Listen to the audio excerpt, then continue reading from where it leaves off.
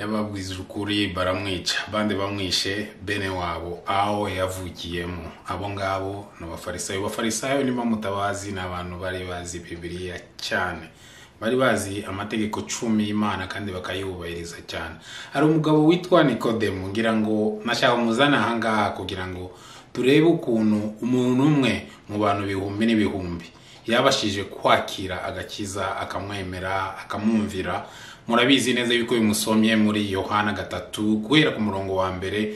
Murabona Nikodemo umufarisayo kandi wari mu rwego rwo hejuru, amwegera Yesu aza kumubaza ibibazo, aho Yesu yamubwiye yuko ugomba kuvuka bwa kabiri ugasubira mu nda ya mama wawe. Ariko murebye nanone yongeye gusubiramo muri Yohana 7:50, aho yabwiye bari abantu bose b'abayobozi igihe bashakaga kubamba Yesu baca kumucira urubanza. Arababwira ati ngo mbere yo gukatira umuntu urubanza cyangwa ucira umuntu urubanza ni byiza amategeko aravuga ko mubaza kumwumva. Hanyuma rero yaje no kuboneka nyuma benda gushingura umubiri wa Yesu, igihe yazanaga ibintu bihumura neza kugira ngo afashe uriya wamushinguye. Ariko ibyo byose uwo muntu umwe ku bantu bihumbi agaragaje ishusho yihe kuri twebwe banone twemera ko Yesu Kristo ari umwana w'Imana, ku rukundo yagaragaje. Murabizi neza yuko ari opposé ya Nikodemo, nawe uwundi umufarisayo uri uboneka muri Matayo 19:21. Muramuzi ko Yesu yamubwiye ikintu kimwe ngo genda ugurishe ibyo ufite ubihe abakene.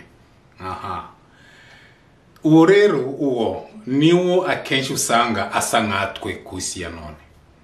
Uwo ni usa nkatwe gusi ya none, kuko abafarisayo bari bazi amategeko yose 10.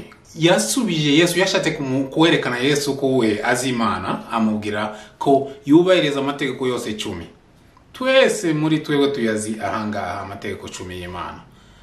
Ariko Yesu amwereka yuko ko ari itegeko rimwe rikomeye kurusha ayandi yose, ariyo urukundo.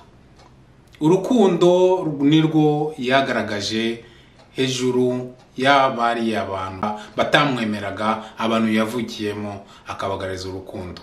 Urukundo kubera ko rugendana n'ukuri, nicyo gituntu cyatumye baramwica. Bamwica adupfira ku musaraba. None bitubwira iki twebwe abantu banone?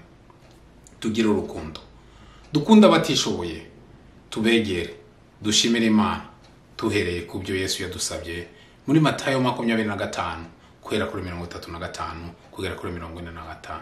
Gutanga ku batishoboye, kuvuga ibintu bigendana n'urukundo biradutandukanya n'abantu, ariko bikatwegereza n'Imana.